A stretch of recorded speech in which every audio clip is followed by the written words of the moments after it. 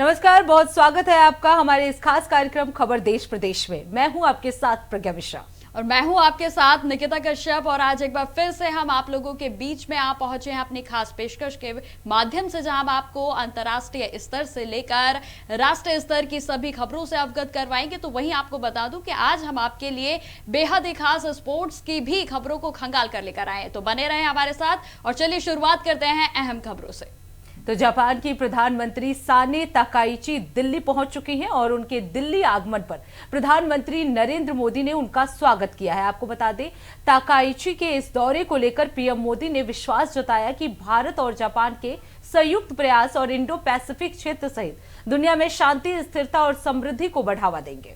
बिल्कुल, और इस दौरे के दौरान दोनों देशों के बीच कई अहम समझौते होंगे। तो वहीं प्रज्ञा, प्रधानमंत्री नरेंद्र मोदी ने सोशल मीडिया प्लेटफॉर्म एक्स पर लिखा है कि भारत में आपका बहुत बहुत स्वागत है। प्रधानमंत्री साने ताकाइची, हमें आपके पहले भारत के दौरे पर हम आपकी मेजबानी कर बहुत ही खुश हैं। तो वहीं गुरुवार को हमारी बड़ी बातचीत का इंतजार भी कर रहे हैं। तो आपको बताते चलें कि उनका भव्य स्वागत जो है वो भारत में किया गया है। तो वहीं प्रधानमंत्री नरेंद्र मोदी की ओर से उनको स्वागत करते हुए गार्ड ऑफ ऑनर के साथ साथ आपको बताते चले कि उनका स्वागत किया गया। तो वहीं प्रधानमंत्री नरेंद्र मोदी ने कहा कि दोनों देशों के साझा प्रयासों से हम लगातार देशों के जो संबंध हैं वो अच्छे हो रहे हैं। बिल्कुल निकिता, क्योंकि स्थिरता और खुशहाली को आगे बढ़ाने के लिए पीएम मोदी ने ये वार्ता आगे बढ़ाई है। प्रधानमंत्री ने कहा कि साने ताकाइची अपने पहले दौरे के दौरान भारत पहुंच रहे हैं और इसके लिए हमें खुश होना चाहिए, क्योंकि दो देशों के बीच एक स्ट्रैटेजिक, एक रणनीतिक साझेदारी की बातचीत होगी। उन्होंने ये भी कहा कि प्रधानमंत्री नरेंद्र मोदी के साथ होने वाली वार्ता में आर्थिक और ऊर्जा सुरक्षा समेत कई अहम मुद्दों पर चर्चा होगी। तो निकिता, जापान के प्रधानमंत्री जो है वो इंडिया पहुंचे हुए हैं और ऐसे में आज का दिन जो है वो काफी महत्वपूर्ण है, क्योंकि दोनों देश जो है कई रणनीतिक मुद्दों पर चर्चा करने वाले। इंडो पैसिफिक में सहयोग पर इस दौरान जोर दिया जाएगा। इसके साथ ही निकिता, आपको बता दें, जो जापान के प्रधानमंत्री हैं उन्होंने एक ट्वीट कर लिखा है कि मैं भारत की राजधानी दिल्ली पहुंच गया हूं और प्रधानमंत्री के तौर पर यह लगभग 3 साल में मेरा पहला भारत दौरा होगा। बिल्कुल बिल्कुल, वे पहुंच चुके हैं जापान की जो प्रधानमंत्री हैं वो पहुंच चुके हैं दिल्ली में। और जहां दिल्ली में प्रधानमंत्री नरेंद्र मोदी की ओर से उनका स्वागत किया गया। तो देखिए प्रज्ञा, यहाँ पर समझने वाली बात यह भी है कि लगातार भारत के जिस तरीके से अंतर्राष्ट्रीय स्तर पर संबंध बेहद ही बेहतर हो रहे हैं, ये भारत की मजबूती और प्रतिबद्धता को जताता है। और जिस तरीके से आपको बता दूं कि इंडो पैसिफिक में भी इसमें सहयोग पर जोर दिया गया है। और जहां दिल्ली में पहुंचने के बाद एक अलग ही माहौल जो है वो राजधानी दिल्ली में आज देखने को मिल रहा है। आपको यह भी जानकारी देते चले कि 3 दिवसीय उनका यह दौरा है और जिसमें कि कई अहम वार्ता प्रज्ञा होने वाली है। बिल्कुल निकिता, क्योंकि इंडो पैसिफिक में सहयोग पर इस दौरान जोर दिया गया है। भारत जापान रिश्तों को इससे मजबूती मिलेगी। बिल्कुल बिल्कुल प्रज्ञा, देखिए जिस तरीके से लगातार भारत के जो संबंध है वो दुरुस्त होते जा रहे हैं सभी देशों से। देखिए, और इसी बीच जापान से भारत के जो रिश्ते हैं वो और भी ज्यादा अच्छे होंगे। और ये भी बात मैं आपको प्रज्ञा बता दूं कि प्रधानमंत्री का यह पहला दौरा है कि जब जापान के प्रधानमंत्री भारत आई हैं और जिसके बाद वे 3 दिवसीय दौरे पर यहाँ रहेंगी। आज उनके दौरे का पहला दिन है और प्रधानमंत्री नरेंद्र मोदी जो है वो पूरे तरीके से व्यस्त रहने वाले हैं, क्योंकि तमाम स्केड्यूल है और बैठकों का दौर जो है वो लगातार जारी रहेगा। बिल्कुल निकिता, क्योंकि हम जैसा जानते हैं कि 3 दिवसीय दौरा है उनका और प्रधानमंत्री ने उनका भव्य स्वागत भी किया है। ऐसे में निकिता, अगर बात किया जाए इंटरनेशनल मुद्दे की, तो वैश्विक क्षेत्र में दोनों देश जो है वो महत्वपूर्ण भूमिका निभाते हैं और जापान जो है वो टेक्नोलॉजी में निकिता बहुत आगे है। और ऐसे में ये माना जा रहा है कि जो हमारा पार्टनरशिप है, जो टेक्नोलॉजी में हमें आगे इन्वेस्टमेंट करना है, इन मुद्दों पर भी आज के इस बैठक में जो है वो चर्चा हो सकती है। क्योंकि लगभग 3 साल में पहली बार जो वो प्रधानमंत्री बने हैं जापान की, वो उनका भारत दौरा जो है ये पहली बार है। बिल्कुल बिल्कुल प्रज्ञा, और इस पर ज्यादा अधिक जानकारी ले लेते हैं हमारे संवाददाता अरविंद से। अरविंद हमारे साथ जुड़ गए हैं। अरविंद, देखिए जिस तरीके से जापान के प्रधानमंत्री भारत के दौरे पर आई हैं, किन मायनों में और कितना अहम यह साबित हो सकता है? अरविंद, प्रधानमंत्री है ताकाइची, वो लगभग कल देर शाम दिल्ली पहुंच चुकी है। 3 दिवसीय उनका भारत दौरा है। तो ऐसे में जब वो आज सुबह में देश के प्रधानमंत्री नरेंद्र मोदी ने उनका गर्मजोशी के साथ स्वागत किया।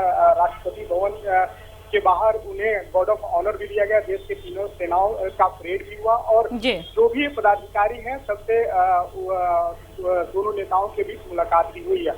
उसके बाद हैदराबाद हाउस में दोनों नेताओं के बीच वार्ता हो रही है। कहीं न कहीं इस वार्ता को लेकर देश भर की नजर है कि आखिर इन शिखर जो वार्ता हो रही है इस सम्मेलन में भारत और जापान के रिश्ते कितने मजबूत होंगे, क्योंकि जिस तरह से रक्षा या सेमीकंडक्टर या फिर आर्टिफिशियल इंटेलिजेंस, व्यापार या निवेश को लेकर जो चर्चाएं होती है टेक्नोलॉजी के मामले में, तो जाहिर है कि जापान बहुत आगे है। तो कहीं ना कहीं टेक्नोलॉजी के व्यापार को लेकर भारत के साथ जापान का बेहतर संबंध हो। बिल्कुल अरविंद, अगर बात की जाए सेमीकंडक्टर और इन्वेस्टमेंट की, तो क्या उस पर भी कोई बड़ी पहल जो है इस वार्ता के दौरान देखने को मिल सकता है? देखिए, सेमीकंडक्टर और टेक्नोलॉजी को लेकर जो वार्ता हो रही है दोनों नेताओं के बीच वार्ता जारी है। क्या कुछ सहमति दोनों देशों के बीच बनता है वो तो आने वाले वक्त में पता चलेगा। लेकिन वार्ता इंटेलिजेंस, रक्षा के साथ साथ आर्टिफिशियल इंटेलिजेंस और टेक्नोलॉजी को लेकर यह वार्ता हो रही है। अब ऐसे में लगातार प्रधानमंत्री नरेंद्र मोदी भी चाहते हैं कि जो देश की छवि है दुनिया पर पूरी बेहतर ढंग से भारत की छवि प्रस्तुत हो और लगातार कई देशों से संबंध बनाने की लगातार जारी है। ऐसे में जापान की जो प्रधानमंत्री है पहली बार भारत आई है, तो 16वें जो शिखर सम्मेलन है द्विपक्षीय, इस द्विपक्षीय वार्ता में कई चीजों को लेकर बिल्कुल अरविंद, अब देखना ये होगा कि इस वार्ता के दौरान क्या कुछ रणनीतिक बातचीत सामने आता है और किन किन मुद्दों पर सहमति बनती है। बहुत बहुत धन्यवाद अरविंद इस खबर पर विस्तार से जानकारी देने के लिए। बिल्कुल प्रज्ञा, तो देखिए कुल मिलाकर कहा जा सकता है कि जो संबंध है भारत के वो अंतर्राष्ट्रीय स्तर पर लगातार अब बेहतर हो रहे हैं और इसी बीच प्रधानमंत्री जो कि जापान की हैं वो भारत के 3 दिवसीय दौरे पर हैं और बेहद ही खास दौरा माना जा रहा है। बिल्कुल निकिता, अब बात कर लेते हैं अगली खबर की। अयोध्या के राम मंदिर में चढ़ावा चोरी मामले में बरामदगी को लेकर बड़ा खुलासा हुआ है। जांच एजेंसियों के अनुसार अब तक की सबसे अधिक नकदी जो है वो मुख्य आरोपी अविनाश शुक्ला के पास से बरामद हुई है। बिल्कुल, और प्रज्ञा देखिए उसके बाद उसके कब्जे से करीब 20 लाख रुपए नगद, तो वहीं 1121 अमेरिकी डॉलर यानी कि लगभग 1,06,000 रुपए की बरामद किया गया है, जो कि विदेशी मुद्रा है। और साथ ही साथ सोने चांदी के आभूषण भी बरामद किए गए हैं। बिल्कुल निकिता, क्योंकि जो दूसरा आरोपी टिन्नू है उनके पास से भी लगभग 1 लाख रुपए नगद और उसके भतीजे के पास से लगभग 2 लाख रुपए जो है वो नगद बरामद किए गए थे। वही निकिता बताया जा रहा है कि पुलिस जो है इस मामले में गहन जांच में जुटी हुई है और जितने भी सामान बरामद किए गए हैं उसका स्रोत क्या है, चोरी कहां से की गई है, इसमें कौन कौन से लोग शामिल हैं, किनकी भूमिका जो है वो महत्वपूर्ण है, उसकी भी जांच पड़ताल जो है पुलिस की तरफ से निकिता की जा रही है। बिल्कुल देखो, और प्रज्ञा इसमें एक अहम बात यह है कि राम ट्रस्ट के जो कमेटी है अब उस पर भी सवाल उठने लगे हैं और जिसमें कि एक बड़ा फैसला लिया गया है कि आगामी 6 जुलाई को इसमें अहम बैठक होने वाली है और जैसे कि बहुत महत्वपूर्ण भी माना जा रहा है। तो वहीं सूत्रों के अनुसार महासचिव चंपत राय और ट्रस्टी डॉक्टर अनिल मिश्रा के इस्तीफों पर भी अंतिम निर्णय ट्रस्ट के बायलॉज के जो अनुसार है वो वोटिंग के माध्यम से लिया जाएगा। बिल्कुल निकिता, तो क्या माना जाए अगर इन दोनों को हटाया जाता है तो उनकी जगह ट्रस्ट का जो जिम्मेदारी है वो किसे दिया जा सकता है? बिल्कुल, या इस तरह के भी बहुत सवाल निकिता लोगों के मन में आ रहे होंगे। लेकिन निकिता अगर बात की जाए, अगर इस्तीफा जो है वो स्वीकार किया जाता है 2/3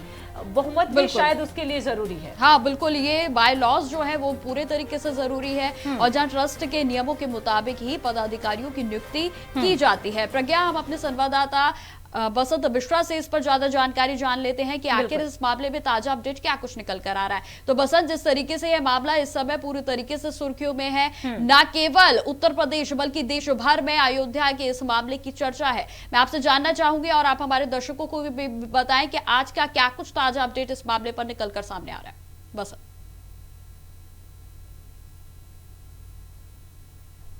देखिए प्रज्ञा, बिल्कुल जिस तरह से अयोध्या राम मंदिर चढ़ावा चोरी का मुद्दा धीरे धीरे पूरे देश भर में इस समय छाया हुआ है, ऐसे में लगातार तमाम सारे उस सबूत और तथ्य रोज निकल करके अयोध्या से आ रहे हैं। जब 8 लोगों के खिलाफ जब कार्रवाई की गई, जब उनके घर पर तलाशी ली गई, तो वहां से लाखों रुपए का कैश बरामद हुआ, गहने बरामद हुए। उसके बाद राम मंदिर ट्रस्ट ने पहली बार बैठक को लेकर के 6 जुलाई की बैठक निर्धारित की गई है, जिसमें चाहे चंपत राय हो या अनिल मिश्रा हो, इनको लेकर के फैसला लिया जाएगा। ट्रस्ट की तरफ से कहा भी गया है कि वहां पर वोटिंग कराई जाएगी। अगर वोटिंग चंपत राय अनिल मिश्रा के पक्ष में होती है, ज़्यादा होती है, तो उनको ट्रस्ट में शामिल किया जाएगा, नहीं तो उनके खिलाफ उनको चूंकि इस्तीफा अनिल मिश्रा चंपत राय पहले ही दे चुके हैं, उनको वहां से ट्रस्ट से हटाया भी जाएगा। तो उसको लेकर के लगातार एसआईटी की टीम ने 15 दिन का समय मांगा था।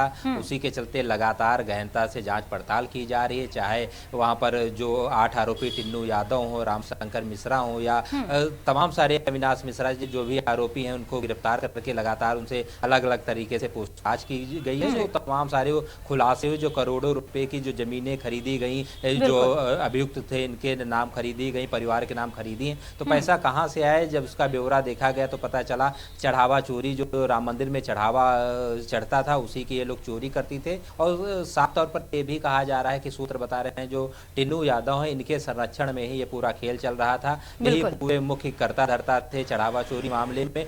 चूंकि टिन्नू यादव चंपत राय के बहुत करीबी थे, जब ये ट्रस्ट में पैसे की गिनती होती थी, तो उसके बाद टिन्नू यादव के पूरा ग्रुप बना करके चढ़ावा चोरी का जो पूरा मामला था उसको अंजाम देते। तो ऐसे में लगातार एसआईटी जांच पड़ताल कर रही है और फिर से अब ट्रस्ट की तरफ से पहली बार बैठक की जाएगी 6 जुलाई को। बसंत, अगर बैठक की बात की जाए, क्योंकि ट्रस्ट में 14 सदस्य थे, उनमें से 2 सदस्य जो है वो इस्तीफा दे चुके हैं। ऐसे में जो 12 ट्रस्टियों की राय है वो इस बैठक में कितनी महत्वपूर्ण होने वाली है?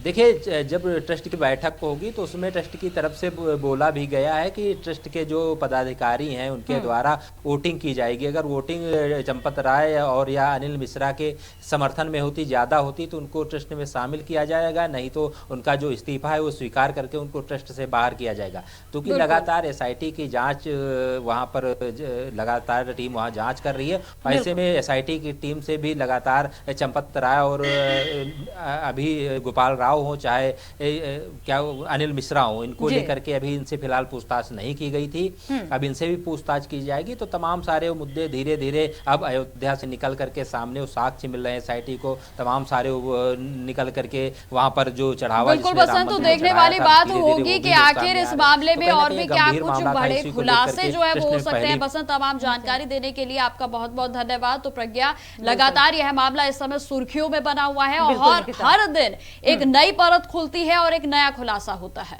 बिल्कुल निकिता, आप बात कर लेते हैं अगली खबर की। देश की राजनीति और कूटनीति से जुड़े कई अहम मुद्दों पर अब बीजेपी नेता दिनेश शर्मा ने अपनी राय रखी है। भारत पाकिस्तान के बीच बातचीत दोबारा शुरू करने की अपील से लेकर बंटवारे पर मोहन भागवत के बयान, अयोध्या राम मंदिर निर्माण के लिए जुटाए गए चंदे की जांच की मांग और जम्मू कश्मीर को पूर्ण राज्य का दर्जा बहाल करने तक के कई मुद्दों पर दिनेश शर्मा ने खुलकर अपनी बात रखी है। बिल्कुल, और उनके इस बयान ने एक बार फिर से सियासी हलकों में एक नई बहस को जन्म दे दिया है। तो प्रज्ञा, सुनाते हैं अपने दर्शकों को भी कि आखिर उनकी ओर से क्या कुछ बातें कही गई। का कि हमारा आपका संवाद तब होगा जब आप आता। अभी तो उन्हीं से पूछना चाहिए, भारत ने कब मना किया कि हम शांति नहीं अशांति चाहते हैं? अशांति तो पाकिस्तान चाहता है, घुसपैठ पाकिस्तान करता है, गोलाबारी और आतंकी घटनाएं पाकिस्तान करता है। भारत ने कब मना किया? भारत ने तो केवल इतना ही कहा कि हमारा आपका संवाद तब होगा जब आप आतंकी घटनाओं को करना बंद कर देंगे। जो लोग ने अपील करी है उनको पाकिस्तान में भी जाकर उन लोगों से कहना चाहिए कि जो भारत की शर्त है, भारत ने तो कभी संबंध अच्छे ना हो ऐसा किसी पड़ोसी से कहा ही नहीं। उनका तो सीधा मंतव्य है कि हमारे वहाँ आतंकी घटनाएं और घुसपैठ ये नहीं होनी चाहिए, और जो ऐसा नहीं करेगा उससे हमारे संबंध अच्छे हैं। देखिए, मैं पूज्य सर संचालक जी पे कोई टिप्पणी नहीं कर सकता, लेकिन इतना जरूर है कि घुसपैठिया और शरणार्थी दोनों में अंतर है। तो अब किस परिप्रेक्ष्य में कब कहाँ कहा होगा, जो भी कहा होगा उन्होंने, उनका वक्तव्य तथ्यात्मक ही होता है। और उस पर कोई टिप्पणी नहीं होती। देखिए, मुख्यमंत्री जी का एक वाक्य का ही विश्लेषण करिए। दूध का प्रज्ञा खबरों में आगे बढ़ते हैं। उत्तर प्रदेश में आज से बड़ी भर्ती परीक्षा का आगाज हो गया है, जहां 2 जुलाई यानी कि आज से 4 जुलाई तक आयोजित होने वाली इस परीक्षा में 19 लाख से अधिक अभ्यर्थी अपनी किस्मत को आजमा रहे हैं।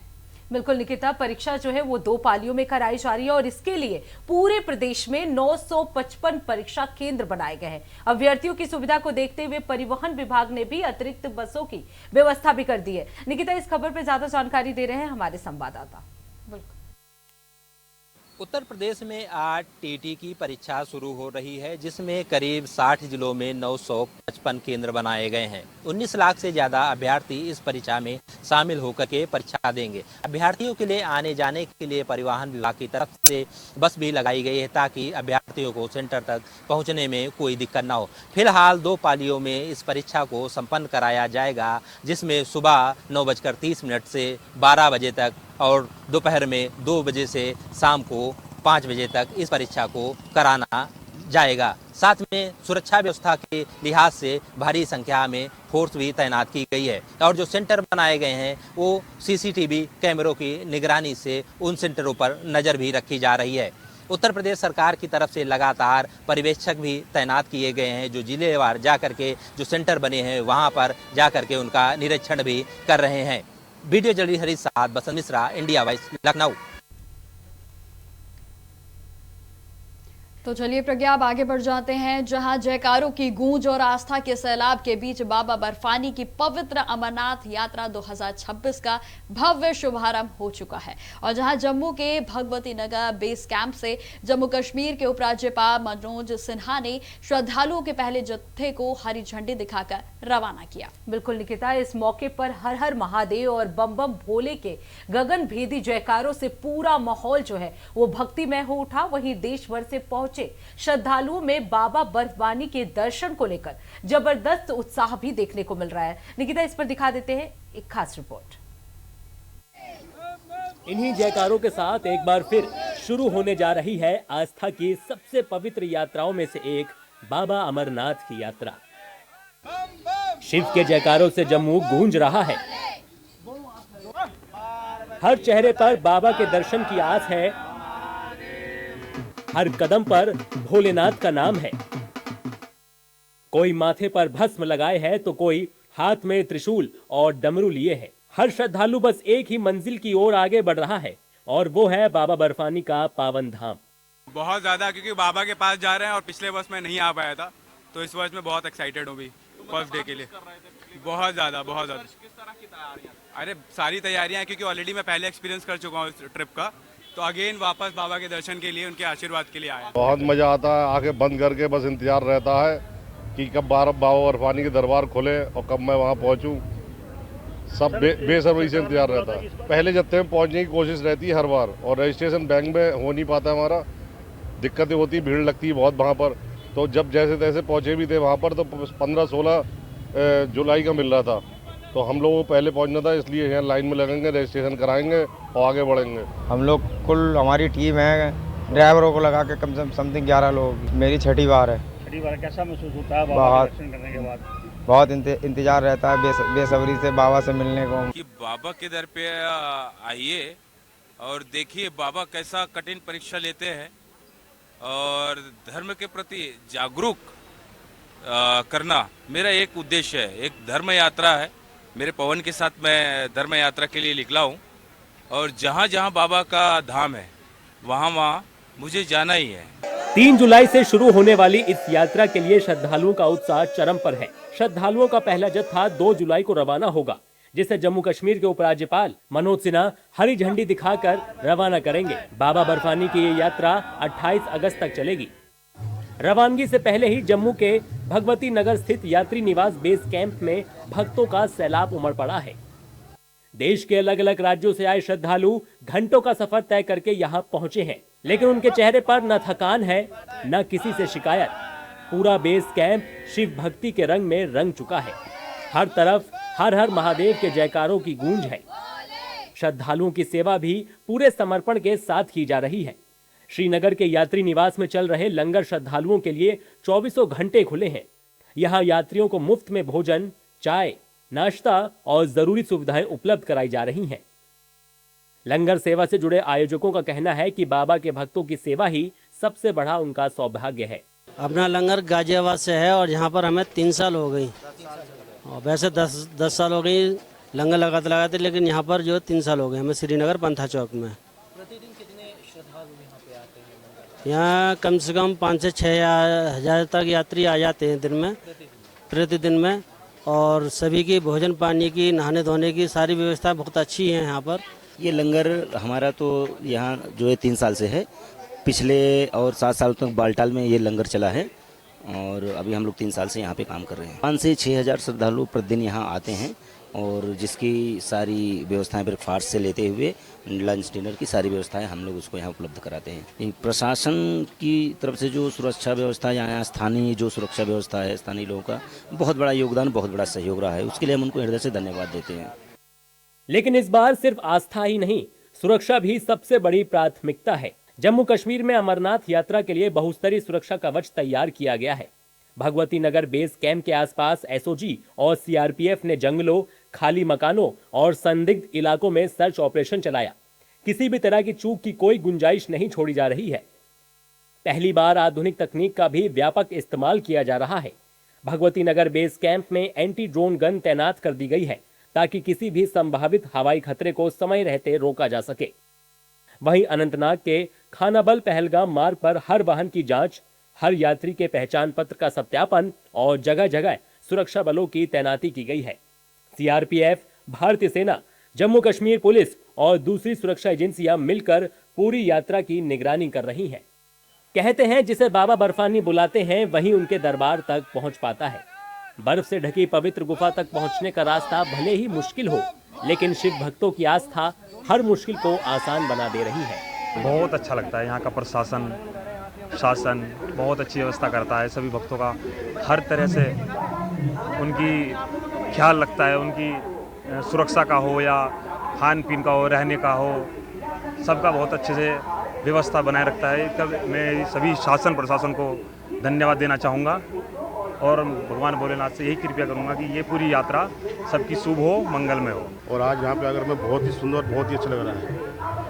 और जितने और लोग यहाँ पे आए हैं यात्रा करने के लिए, और भगवान भोलेनाथ इन सभी की यात्रा सुखमय और मंगलमय करें। और भगवान भोलेनाथ से ये चाहिए कि भाई रास्ते में किसी प्रकार कोई दिक्कत ना हो, सभी का स्वास्थ्य अच्छा रहे और यात्रा बहुत ही तरह से अच्छी तरह से सुखमय और मंगलमय रहे।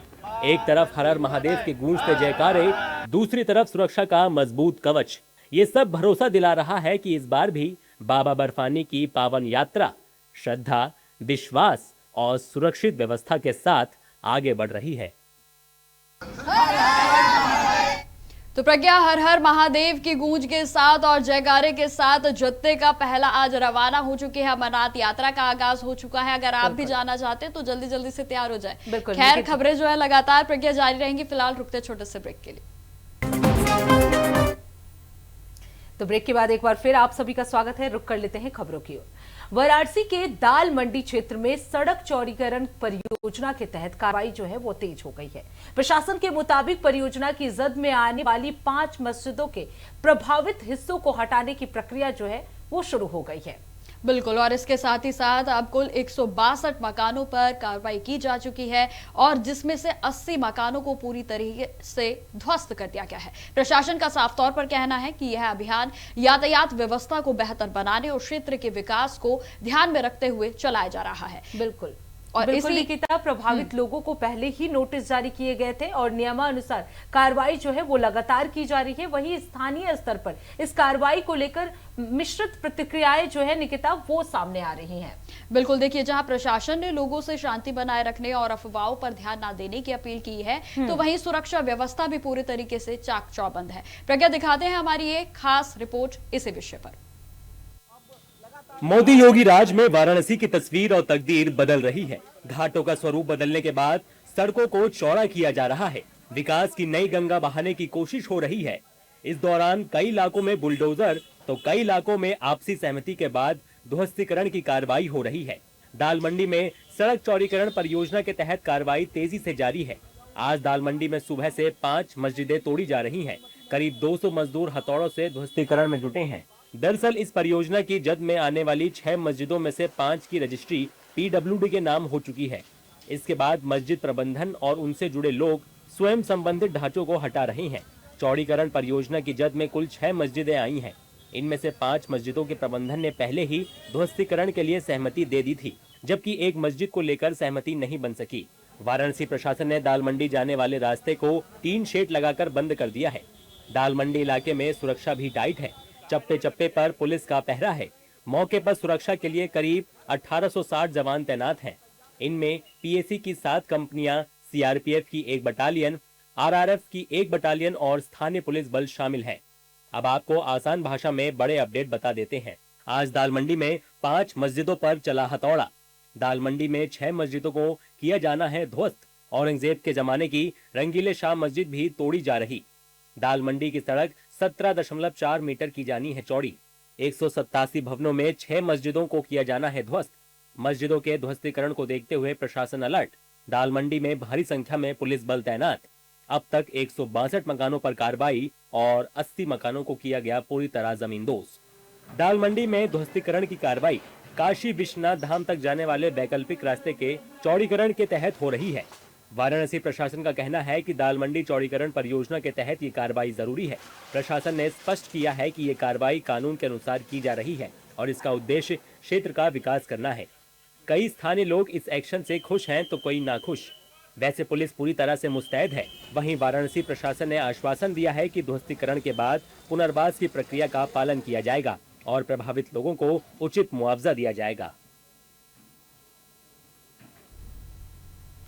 तो प्रज्ञा, दाल मंडी में जिस तरीके से ध्वस्तीकरण की कार्रवाई हो रही है, लगातार प्रशासन का बुलडोजर आगे की ओर बढ़ रहा है। और देखिए यहाँ पर साफ तौर एक जो ध्यान में रखने वाली बात है वो यह है प्रज्ञा कि ये जो ध्वस्तीकरण की कार्रवाई की जा रही है ये बाजार में और भी व्यवस्थाओं को दुरुस्त करने के लिए की जा रही है। जाम की जो व्यवस्था, जो जाम पूरी तरीके से लग जाता है उसको पूरी तरीके से व्यवस्थित करने के लिए की जा रही है। बिल्कुल निकिता, अब बात कर लेते हैं एक और बड़ी खबर की। मुंबई में मॉनसून पूरे शबाब पर है और लगातार हो रही बारिश ने महानगर की रफ्तार जो है उस पर ब्रेक लगा दिया है। आपको बता दें निकिता, शहर के कई इलाकों में जल भराव से सड़कें तालाब में तब्दील हो गई है, जिससे लोगों को आवाजाही में भारी दिक्कतों का सामना करना पड़ रहा है। बिल्कुल। और देखिए, जहां मौसम विभाग ने मुंबई समेत अंधेरी, ठाणे, पालघर और रायगढ़ के लिए भी ऑरेंज अलर्ट को जारी किया है। तो प्रज्ञा, इसी पर दिखाते हैं आपने दर्शकों को ये खास रिपोर्ट। मुंबई में मॉनसून पूरी तरह एक्टिव है। पिछले कई दिनों से लगातार मुंबई में दिन की शुरुआत बारिश के साथ हो रही है। बारिश से हुए जल भराव के कारण सड़कों पर वाहनों की रफ्तार धीमी पड़ी है। हालांकि लोकल ट्रेन सामान्य रूप से चल रही हैं। भारत मौसम विभाग ने अंधेरी, ठाणे, पालघर, रायगढ़ और मुंबई के कई हिस्सों में बारिश को लेकर येलो और ऑरेंज अलर्ट जारी किया है। मुंबई में जारी बारिश की वजह से कई इलाकों में जल भराव की समस्या सामने आ रही है। सड़कें तालाब बन गई हैं और कई इलाकों में जल भराव की वजह से ट्रैफिक ठप है। मौसम विभाग की माने तो अभी बारिश होगी, अलर्ट जारी किए गए हैं। बिल्कुल, अभी बारिश की जो एक्टिविटी है अच्छी चल रही है और पिछले 24 आवर्स में भी अगर मुंबई और सबअर्बन एरियाज में देखेंगे तो उसमें भी जो है काफ़ी अच्छी बारिश जो है आप कहेंगे कि हैवी से वेरी हैवी रेंस मिली है और 2 दिन से करीब चल रही एक्टिविटी जो है। तो कहीं ना कहीं जो लो लाइंग एरिया उसमें दिक्कतें भी लोगों को हो रही होंगी। काफ़ी अच्छी बारिश मिली है। आगे भी देखेंगे तो ये एक्टिविटी जो कंटिन्यू करने वाली है, आज भी रहने वाली है और कल शाम से जैसे देखेंगे 2 तारीख की शाम से तो एक्टिविटी और बढ़ेगी। तो 2 और 3 में भी अच्छी खासी एक्टिविटी रहने वाली है, जिसमें हैवी से वेरी हैवी और एका दुक्का जगहों में जो एक्सट्रीमली हैवी रेंस है वो भी मिलने वाली है। और जो डिस्ट्रीब्यूशन में देखेंगे तो ये जो हैवी से वेरी हैवी है तो वो स्कैटर्ड से मैनी प्लेसेस तक रहेगा। तो आप ये कह सकते हैं ज़्यादातर स्टेशन में या तो हैवी रहने या फिर वेरी हैवी रहने, इस तरह की वो देखने को मिलेगी। तो 2 से 3 दिन सिचुएशन इसी तरह की है। तो खासकर जो ऐसे एरियाज है जो लो लाइंग एरियाज है तो वहाँ तो जल भराव वाली स्थिति जो है वो देखने को मिलेगी। तो कहीं ना कहीं वहाँ जो लोग रह रहे हैं तो उनको काफ़ी सतर्क रहने की ज़रूरत है। वहीं कुछ जगहों पर बारिश की वजह से सड़कों पर गाड़ियों की रफ्तार सुस्त है। लोगों को घरों से निकलने में परेशानी का सामना करना पड़ रहा है। अंधेरी, सबवे, मलाड, जागेश्वरी, कुलरा, मुलुंड और कांजुर मार्ग जैसे इलाकों में भारी जल भराव की स्थिति है। ठाणे की मेयर शर्मिला पिंपोलकर गायकवाड़ ने जायजा लिया और कहा कि जल भराव न हो, इसके लिए पूरी कोशिश की जा रही है। पूर्ण जून महिना पाऊस आला नव्हता आणि या पावसाची आपण आतुरतेने सगळेच वाट बघत होतो आणि त्या पावसाने सुरुवात केली आहे। मुसळधार पाऊस चालू झालेला आहे आणि खरं तर आनंदाची गोष्ट ही आहे की पाऊस नसल्यामुळे आपण 2 वेळा शटडाऊन घेण्याचं आपण सांगितलं होतं, पण तो शटडाऊन आता घेतला जाणार नाही। अधिकाऱ्यांचे मला थोड्याच वेळापूर्वी फोन आले। आज सकल भागांमध्ये ज्या ठिकाणी ठाणे शहरामध्ये पाणी साचतं तर महापौर दालनामध्ये आपण यापूर्वी मीटिंग्स घेतल्या होत्या आणि तशी यंत्रणा आपण त्या ठिकाणी करण्याच्या सूचना आपण अधिकाऱ्यांना आपत्कालीन दिली होती। मुंबई की बारिश पर राजनीति भी हो रही है। राज्य की विपक्षी पार्टी के नेता आदित्य ठाकरे महापौर पर हमलावर हैं और कह रहे हैं कि ये लापरवाही का नतीजा है। ऐसे नहीं कि मुंबई में पहली बार बरसात हो रही है, लेकिन पहली बार एक ऐसा शासन बीएमसी में बैठा हुआ है पिछले बहुत सालों के बाद, जिसको मुंबई की चिंता नहीं है, लेकिन ढाका में क्या हो रहा है, बांग्लादेश में क्या हो रहा है, उस पर ही ज्यादा नजर हमारी महापौर साहिबा की है। और यही बात दुर्भाग्यपूर्ण है कि वो हम जो पहले से बताते आए थे, हमारे जो एक्सपीरियंस है उनसे बताते आ रहे थे, कोई ना कोई तो सीख ले। रास्तों के काम कैसे होने चाहिए, सेफ स्टेज पे कैसे लाते हैं, या ये जो कल की घटना है वो कैसे ना हुए, लेकिन इनका ध्यान पूरा राजनीति कैसे हो, पोलराइजेशन कैसे हो, उसी पे है। अंधेरी सबवे में फिर इतना पानी भर गया है कि आज सुबह 8 बजे के करीब उसे यातायात के लिए बंद कर दिया गया। दरअसल अंधेरी सबवे मुंबई का एक ऐसा रास्ता है जो पूर्व और पश्चिम को जोड़ता है। हर रोज हजारों गाड़ियां और लोग यहां से गुजरते हैं, लेकिन मानसून की बारिश में अंधेरी सबवे में इतना जल जमाव होता है कि इसे बंद करना पड़ता है। आप लोगों को सुने कि वो क्या कुछ कह रहे हैं। कभी इसका सोल्यूशन, कभी परमानेंट सोल्यूशन नहीं निकलता है। हमेशा हर बम्बई में हर साल पहला अंधेरी सबवे भरता है सब दिखाने के लिए। सब कोई भी इसका, मैं ये नहीं बोलता हूँ कि वो इसका है, लेकिन हर साल वो देख के चले जाते हैं। बाकी बाद में कुछ भी हो, पब्लिक का कुछ लेना देना नहीं है। सर उनका ड्यूटी तो करेंगे बेचारे, क्या पब्लिक को रोकेंगे। और गाड़ी वाले जो है, जो अभी इधर से नहीं तो दूसरे लंबा घूम के जाएंगे, आधा घंटे का लगेगा, वो 1 घंटा लगेगा उनको। यहाँ पे ये जो सबवे अंधेरी का, वो करीबन 1-2 घंटे से इतना पानी लॉगिंग हो रहा है कि आने जाने के लिए सबको तकलीफ हो रहा है और पूरा पब्लिक को दिक्कत हो रही है। और व्हीकल वगैरह कोई आना जाना नहीं होता है, यहाँ पे बंद हो जाता है सब पूरा। पानी भरता है लेकिन बराबर सफाई काम नहीं होता है, इसकी वजह से ये प्रॉब्लम आ रहा है सबको। हर साल का प्रॉब्लम है, आज का नहीं है। सरकार से इतना ही है कि इसका कोई सॉल्यूशन निकाले, अच्छी तरह से निकाले। हर बार नाला सफाई होता है, पर नाले का जो सफाई होता है जो बीएमसी काम करती है, कुछ बराबर काम करती नहीं है। और इस बार तो जो रोड बना है, हाइट हुआ है, इससे आजू बाजू के दुकान पहले भर जाते हैं, रोड का कुछ ये नहीं। और नाला तो इस बार सफाई ही नहीं हुआ है। अरे सर बीएमसी वाले क्या काम करते हैं उनको ही पता। कचरा निकाल के जाते, आते नहीं उठाने के लिए, फिर से उसी में जाता है बाकी। पूरा हर बार का भर जाता है, एक बार भी ऐसा नहीं है कि सबवे ना भरा हो, हर बार भरता है।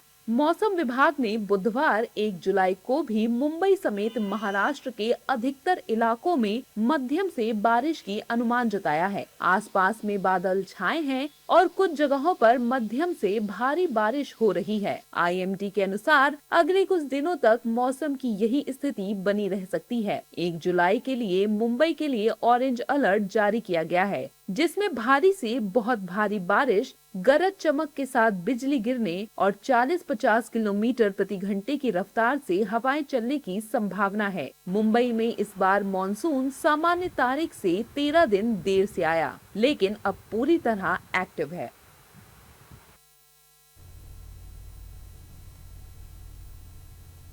तो प्रज्ञा देखिए, उत्तराखंड में भी मानसून ने दस्तक दे दी है और जहां देर रात से कई इलाकों में लगातार भारी बारिश देखने को मिल रही है। मौसम विभाग ने प्रदेश के कई जिलों के लिए भारी वर्षा का ऑरेंज अलर्ट भी जारी कर दिया है। बिल्कुल निकिता, लगातार बारिश के चलते जनजीवन जो है प्रभावित होने लगा है और संवेदनशील इलाकों में भी प्रशासन की निगरानी बढ़ा दी है।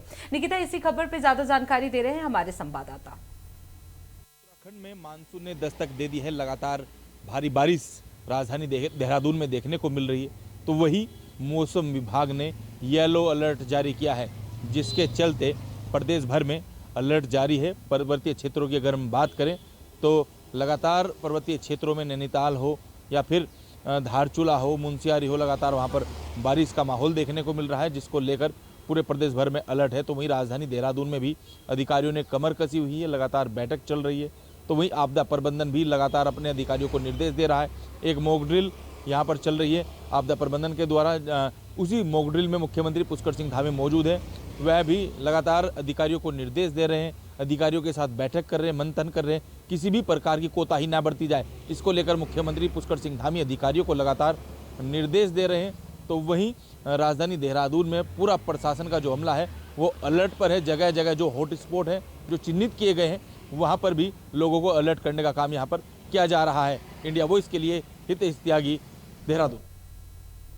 चलिए अब आपको लिए चलते हैं हरियाणा की ओर, जहां अंबाला जिले के धनोरा गांव से एक बेहद ही दुखद खबर सामने आई है, जहां बोरवेल में गिरे 4 वर्षीय मासूम निर्भय को करीब 21 घंटे के लंबे रेस्क्यू ऑपरेशन के बाद बाहर निकाला गया। लेकिन प्रज्ञा, यहां पर दुखद बात यह है कि बोरवेल से बाहर निकालने के बाद जो बच्चा था वो मृत घोषित कर दिया गया। देखिए हमारी एक खास रिपोर्ट। अंबाला में पिछले 21 घंटों से थमी सांसें आखिरकार हमेशा हमेशा के लिए थम गईं। वो मासूम जो कल हंसते खेलते बोरवेल के अंधेरे गड्ढे में समा गया था, वो आज जिंदगी की जंग हार गया। लेकिन उस काल के अंधेरे कुएं में मासूम निर्भय करीब 21 घंटे तक मौत से लड़ता रहा। घटना अंबाला की है, जहां मासूम निर्भय खेलते खेलते अचानक खुले पड़े बोरवेल में जा गिरा। खबर मिलते ही प्रशासन में हड़कंप मच गया। सेना, एनडीआरएफ और स्थानीय टीमों ने मोर्चा संभाला। रात भर पत्थरों और मिट्टियों को चीरते हुए रेस्क्यू ऑपरेशन जारी रहा।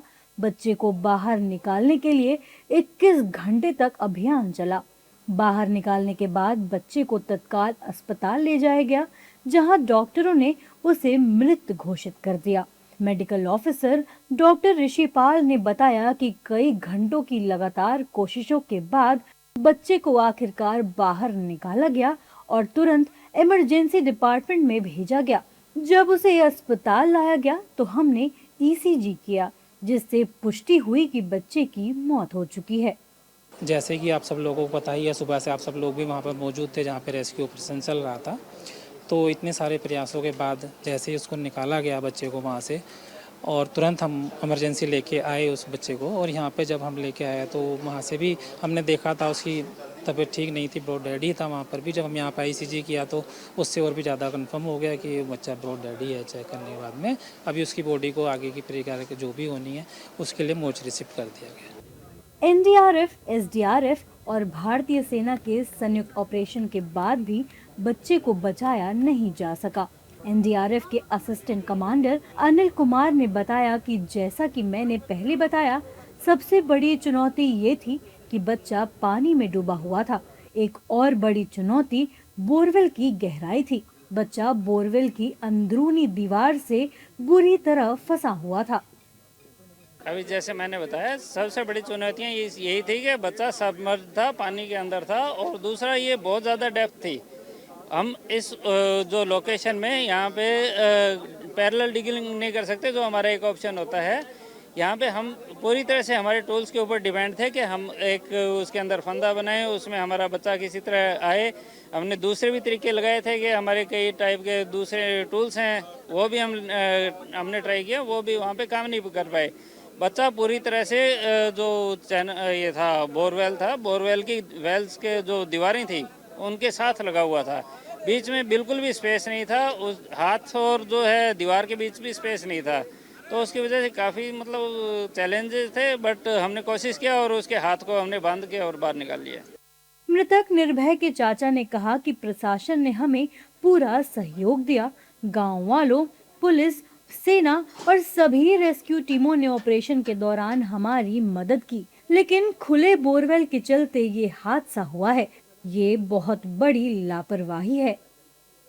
सर, प्रशासन ने हमारी पूरी सपोर्ट करी है जी, गांव वासियों ने और पुलिस ने, आर्मी ने। तो हमारी पूरी हेल्प करी है जी, गांव वासियों ने भी पूरा सहयोग दिया है जी। लापरवाही है और क्या है, लापरवाही है। गवर्नमेंट भी बोलती है कि ऐसा नहीं रखना। कितने पहले यहाँ हादसे हो चुके हैं बोरवेल के अंदर, ठीक है, कि गवर्नमेंट भी इसके लिए जागरूक करती है कि बोरवेल जिसने अनयूज बोरवेल पड़े हैं उनको बंद कराया जाए, पर नहीं, कोई सुनता ही नहीं जी इस चीज़ को। अगर आज बोरवेल बंद होता तो हमें इस हादसे का सामना ना करना पड़ता जी। निर्भय की मौत की खबर सुनते ही पूरे इलाके में मातम पसर गया। निर्भय तो चला गया, लेकिन छोड़ गया पीछे परिजनों पर दुखों का पहाड़। बता दें कि हरियाणा के अंबाला जिले के धनौरा गांव में उस वक्त सनसनी फैल गई थी जब एक 4 वर्षीय निर्भय खेलते समय खुले बोरवेल में गिर गया था। बच्चे को सुरक्षित बाहर निकालने के लिए युद्ध स्तर पर बचाव अभियान चलाया गया, लेकिन उसको बचाया नहीं जा सका। अब बात कर लेते हैं निकिता टेक्नोलॉजी की। मैसेजिंग की दुनिया में एक बड़ा बदलाव होने जा रहा है। व्हाट्सएप जल्द ही ऐसा फीचर लाने जा रहा है जो यूजर्स की प्राइवेसी को एक नए स्तर पर ले जाएगा। देखिए हमारी ये खास रिपोर्ट। व्हाट्सएप ने नया यूजरनेम फीचर लॉन्च करने की घोषणा की है। अब ऐप में यूजरनेम का फीचर एक्टिव होगा। यूजरनेम फीचर के आने के बाद बिना अपना नंबर शेयर किए हुए किसी से बातचीत कर सकते हैं। कंपनी का कहना है कि लोग अपना यूजर नेम रिजर्व कर सकते हैं। सबसे पहले आपको ग्राफिक्स के जरिए बताते हैं कि व्हाट्सएप का बड़ा ऐलान क्या है। कंपनी ने लॉन्च किया बड़ा प्राइवेसी फीचर। अब बिना मोबाइल नंबर बताए करें व्हाट्सएप चैट। अब यूजर नेम से भी होगी व्हाट्सएप पर चैट। बिना मोबाइल नंबर बताए बातचीत भी कर सकेंगे। अब तक व्हाट्सएप पर किसी नए व्यक्ति से बात करने के लिए मोबाइल नंबर देना जरूरी होता था, लेकिन अब ऐसा नहीं होगा। अब आपको ग्राफिक्स के जरिए बताते हैं कि आप व्हाट्सएप में यूजर नेम कैसे रिजर्व करें। लेटेस्ट वर्जन में अपडेट करें, सेटिंग में जाएं, अकाउंट पर टैप करें, यूजर नेम विकल्प चुनें, उपलब्ध यूजर नेम चुनकर कंफर्म करें। अब आपको ग्राफिक्स के जरिए यह भी बताते हैं कि नए फीचर से क्या बदलेगा। मोबाइल नंबर शेयर किए बिना चैट कर सकेंगे। हर यूजर पर अपना यूनिक यूजर नेम बना सकेंगे। प्राइवेसी और सुरक्षा पहले से बेहतर होगी। नए लोगों से जुड़ना आसान होगा। ग्रुप कम्युनिटी चैट में पहचान यूजर नेम से होगी। आपके मन में सवाल होगा कि व्हाट्सएप यूजर नेम फीचर क्यों लाया? इसका जवाब हम आपको ग्राफिक्स के जरिए आसान भाषा में देते हैं। कई बार लोग किसी नए व्यक्ति से बातचीत करना चाहते हैं, लेकिन अपना मोबाइल नंबर शेयर नहीं करना चाहते। जैसे किसी नेटवर्किंग इवेंट में मिले व्यक्ति, पड़ोसी या बच्चों के स्कूल स्पोर्ट्स ग्रुप के दूसरे पेरेंट्स से बात करते समय प्राइवेसी बनाए रखना जरूरी होता है। ऐसे में अब मोबाइल नंबर की जगह सिर्फ यूजर नेम शेयर किया जा सकेगा। अब आपको ग्राफिक्स के जरिए यह भी बताते हैं कि यूजर नेम बनाने के क्या नियम हैं। यूजर नेम 3 से 35 कैरेक्टर का होगा। केवल A to Z, छोटे अंग्रेजी अक्षर 0 से 9 अंक, डॉट और अंडरस्कोर का इस्तेमाल किया जा सकेगा। हर यूजर नेम पूरी तरह यूनिक होगा। जरूरत पड़ने पर बदला, हटाया या अपडेट किया जा सकेगा। अब आपको ग्राफिक्स के जरिए बताते हैं कि आपको किन लोगों से बात करने के लिए यूजर नेम की जरूरत नहीं होगी। जिन लोगों के पास आपका फोन नंबर पहले से सेव है, जिन लोगों से आप पहले चैट कर चुके हैं, जो आपके साथ किसी ज्वाइंट ग्रुप में हैं, जिनको आपने पहले मैसेज किया है। अब आपको ग्राफिक्स के जरिए यह भी बताते हैं कि इस फीचर का सबसे बड़ा फायदा क्या होगा। नए लोगों से मोबाइल नंबर शेयर नहीं करना पड़ेगा। मोबाइल नंबर प्राइवेट रहेगा। अनजान लोगों से सुरक्षित तरीके से चैट होगी। प्राइवेसी पहले से ज्यादा मजबूत होगी। नए कॉन्टेक्ट जोड़ना आसान होगा। ग्रुप और कम्युनिटी में नंबर नहीं दिखेगा। व्हाट्सएप के नए फीचर से काफी कुछ बदल जाएगा। कंपनी ने 29 जून से दुनिया भर में यूजर नेम की बुकिंग शुरू कर दी है। हालांकि यह सुविधा सभी यूजर्स को एक साथ नहीं मिलेगी। आने वाले कुछ महीनों में इसे धीरे धीरे सभी देशों में रोल आउट किया जाएगा। जब यह फीचर यूजर के इलाके में उपलब्ध होगा, तब उसके व्हाट्सएप के अंदर नोटिफिकेशन मिलेगा। चलिए खबरों में आगे बढ़ते हैं। क्या पानी पर बढ़ती तनातनी भारत और पाकिस्तान के रिश्तों में नया मोड़ लाने वाली है?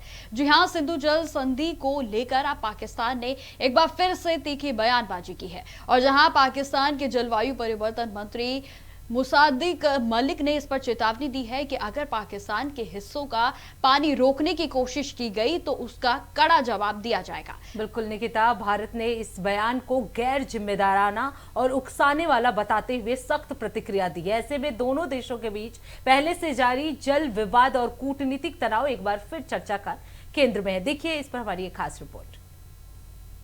भीषण गर्मी में प्यासा मर रहा पाकिस्तान इन दिनों रो रहा है, बूंद बूंद को तरस रहा है, तड़प रहा है, लेकिन अपनी हरकतों से बाज नहीं आ रहा। एक बार फिर पाकिस्तान ने सिंधु जल संधि पर भारत को धमकी दी है और हाथ काटने की गीदड़ भभकी। पाकिस्तान के जलवायु परिवर्तन मंत्री मुसादिक मलिक ने कहा कि पड़ोसी देश के प्रधानमंत्री के हाथ में एक नल है। वो कहते हैं कि पाकिस्तान में पानी की एक बूंद भी नहीं जाने देंगे। जो हमारे हिस्से के पानी पर दावा करेंगे उनके हाथ काट दिए जाएंगे। मुसादिक मलिक का दावा है कि भारत पाकिस्तान के हिस्से के पानी को रोकना चाहता है। वहीं अताउल्लाह तरार ने कहा कि सिंधु जल संधि कानूनी रूप से अब भी लागू है। भारत इसे ना तो एक तरफा स्थगित कर सकता है, ना रद्द कर सकता है और ना ही इसमें बदलाव कर सकता है। आतंक को पालोगे तो प्यासे ही मरोगे, शायद ये बात अब भी पाकिस्तान की समझ में नहीं आ रही है। अब आपको ग्राफिक्स के जरिए बताते हैं कि आखिर पाकिस्तान सिंधु जल संधि रद्द होने से तिलमिला क्यों रहा है।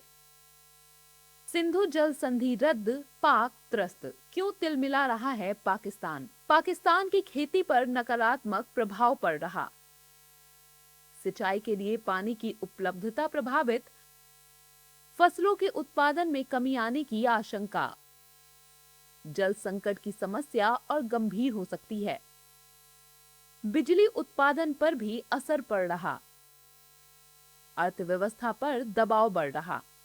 अब आपको ये भी बताते हैं कि पाकिस्तान में इन दिनों जल संकट है।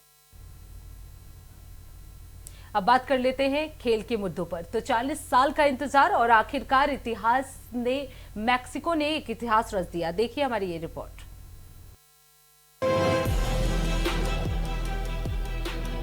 को-होस्ट मैक्सिको ने फीफा विश्व कप 2026 के राउंड ऑफ 16 में शानदार प्रदर्शन करते हुए इक्वाडोर को 2-0 से हराकर क्वार्टर फाइनल में जगह बना ली है।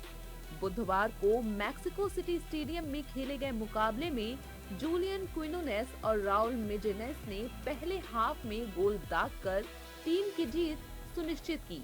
इस जीत के साथ मैक्सिको ने 40 साल बाद विश्व कप के नॉकआउट चरण में जीत दर्ज की। ये 1986 के बाद मैक्सिको की पहली विश्व कप नॉकआउट जीत है।